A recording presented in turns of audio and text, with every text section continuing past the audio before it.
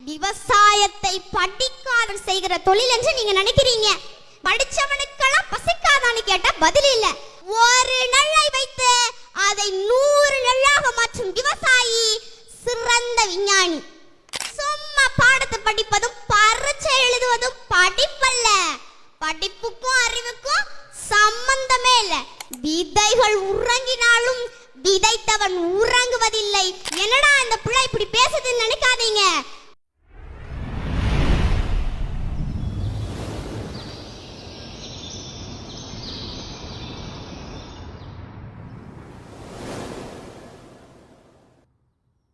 நான் 3ஆம் வகுப்பு படிக்கின்றேன்.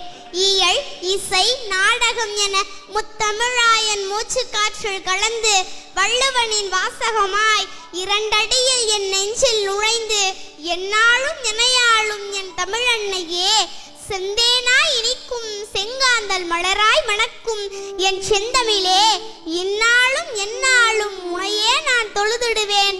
உமக்கு என் முதல் வணக்கம், அவையோருக்கு என் முத்தமிழ் வணக்கம். ஒரு உழவனின் மகளாக உங்களிடம் உரையாடப் போகிறேன். உலக புகழ்பெற்ற தேசிய நெல் திருவிழாவிற்கு சிறப்பு அழைப்பாளராக வருகை தந்துள்ள திருவாரூர் மாவட்ட ஆட்சியர் திருமிகு தி. சாருஸ்ரீ அவர்களை வருக வருக என அன்போடு அழைக்கிறோம். மற்றும் உலகத்தின் உயிர் நாடியாக விளங்கிக் கொண்டிருக்கும் விவசாய உழவர் குடி பெருமக்களையும் வருக வருக என அன்போடு அழைக்கிறோம். நம்ம ஐயா வள்ளுவர் சொல்றாரு பாருங்க, உழுதுண்டு வாழ்வாரே வாழ்வார், மற்றவரெல்லாம் தொழுதுண்டு பின் செல்பவர். தாங்களே வயலில் உழுது அதனால் கிடைத்த உணவை உண்டு வாழுகிற உழவர்களுடைய வாழ்க்கையே உயர்வானது. மற்ற எல்லாரும் அவர்களை வணங்கி பின் செல்ல வேண்டியதுதான். மகாத்மா காந்தி சொல்கிறார், கிராமத்தில் தான் நம்முடைய இதயம் இருக்கிறது என்று. ஏனென்று தெரியுமா? ஏனென்று தெரியுமா?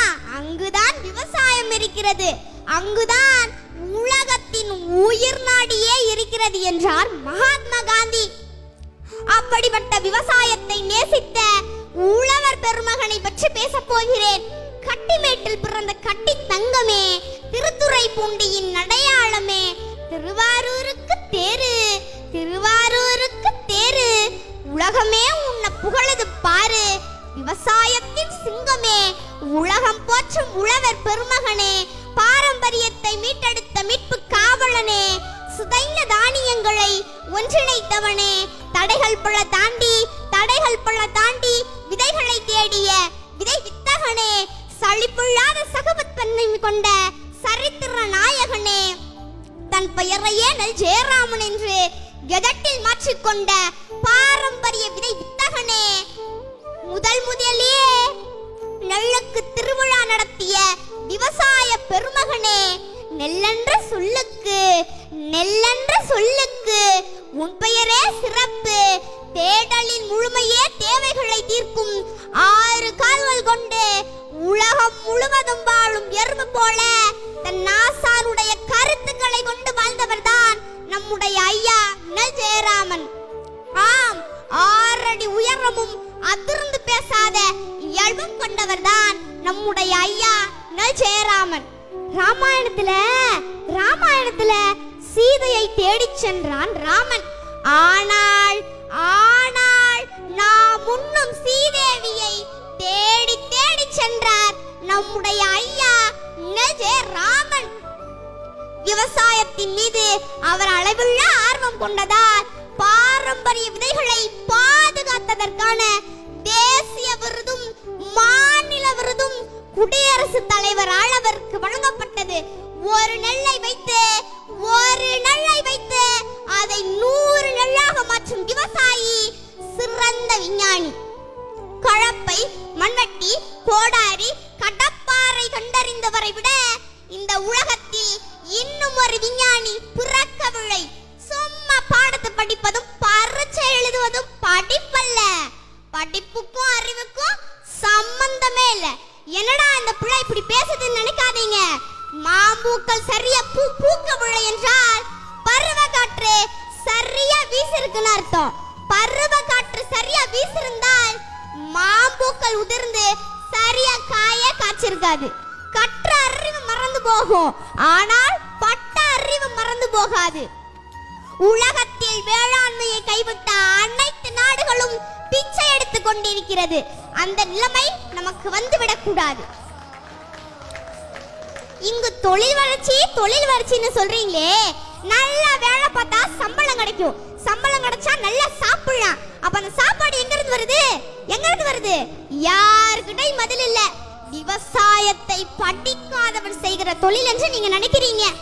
விவசாயம் என்பது தொழிலே கிடையாது. அது நம்முடைய பண்பாடு, வாழ்வியல் என்பதை நீங்க புரிஞ்சுக்கணும். விவசாயத்தை படிக்காதவன் செய்கிற தொழில் என்று நீங்க நினைச்சீங்கன்னா, படிச்சவனுக்கெல்லாம் பசிக்காதான்னு கேட்டா பதில் இல்ல. அப்ப படிச்சவன் சாப்பிடாத, யார் சாப்பிடாத? விதைகள் உறங்கினாலும் விதைத்தவன் உறங்குவதில்லை என்ற வாக்கியத்திற்கு ஏற்ப வாழ்ந்து காட்டியவர் தான் நம்முடைய ஐயா நெல் ஜெயராமன். உலகத்தில் எல்லா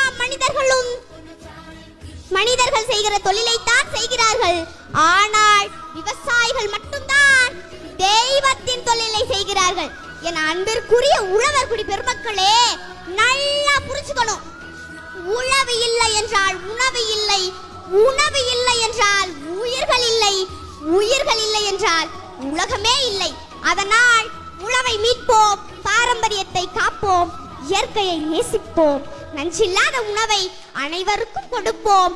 மீண்டும் அடுத்த நெல் திருவிழாவில் சந்திப்போம். வாழ்க தமிழ், வளர்க தமிழ். நன்றி, வணக்கம்.